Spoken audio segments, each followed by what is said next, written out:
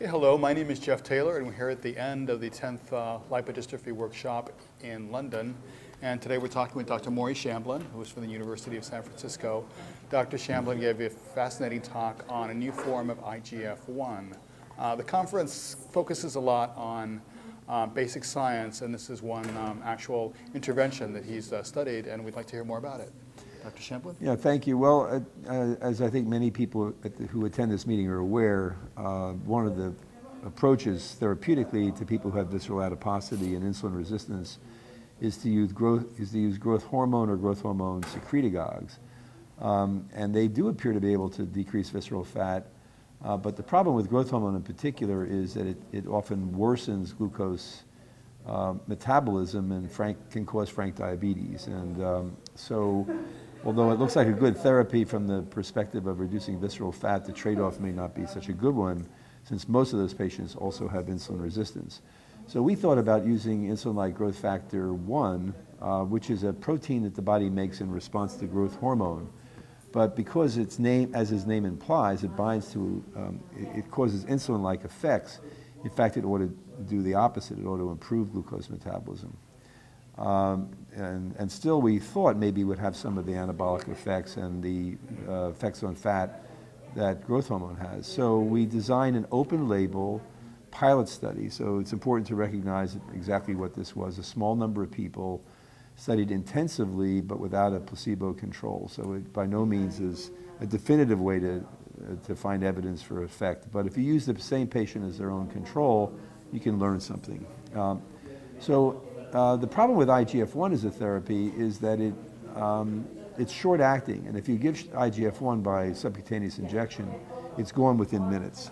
So your only option to use IGF-1 as an effective therapy is to give it multiple times a day or to give it by subcutaneous infusion, and that's not a very practical answer. The other thing about IGF-1 is it actually can cause hypoglycemia. It turns out a company developed a new molecule, new molecular formulation where they combined IGF-1 with one of its endogenous binding proteins. And by combining them, that markedly prolongs the half-life and has a real advantage in terms of the pharmacokinetics. So our study was to see what happened when we gave this compound, IGF-1 coupled to IGF-1 binding protein, to people with HIV who had evidence of visceral adiposity and evidence of insulin resistance. So the study was basically a 3-month trial, open label, because everybody got the drug.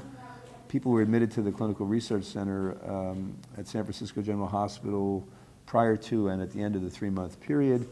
And then we did a number of pretty sophisticated tests of glucose metabolism, the simple things like oral glucose tolerance, but also we did infusions of insulin in a hyperinsulinemic euglycemic clamp. We used stable isotopes to look at the effects on muscle and liver. And then, of course, we monitored safety as well as body composition. So basically, the results are pretty straightforward. The drug had its expected positive impact on glucose metabolism in terms of the whole body and in terms of oral glucose tolerance. It had a surprising effect, though, in that the production of glucose, presumably from the liver, actually increased, and we would have thought that it might decrease. We're not really sure what explains that. I think one of the possibilities is that we did reduce endogenous insulin levels, as you would hope in somebody who is insulin resistant. And maybe the insulin coming out of the pancreas, which goes directly to the liver, maybe the reduction in those levels had something to do with this increase in glucose production. But the net effect on glucose metabolism was a beneficial one.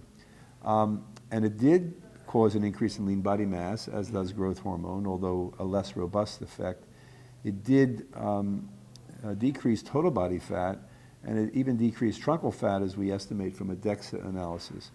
But the disappointing result was in this small group of people, on average, the visceral component of fat by CT scan didn't decrease. So we did have some people in whom it decreased, but we had others in whom it increased, and the net effect was basically nil. So at this point, I think taking this to a double-blind placebo-controlled trial probably isn't warranted. And we did evaluate 2 doses. There have been studies in which twice the highest dose we gave has been administered to people with diabetes and other clinical situations. And I suppose to really test this to its full extent, we might have wanted to go to a higher dose. And I suppose there's that option for the future if we want to pursue this particular combination. Overall, it was a pretty safe treatment. We had 2 people drop out. One had a immediate allergic reaction with the first dose, and the second patient developed injection site reactions, and that persisted, so we basically stopped treatment after about a week. But the other people tolerated the drug pretty well. Nobody got hypoglycemic. So that is pretty much what we found. Oh, it's fascinating, and thank you for sharing that, because it's always encouraging to see that actual interventions are being studied and not some of the more esoteric things that are covered at these conferences. Thank you very much.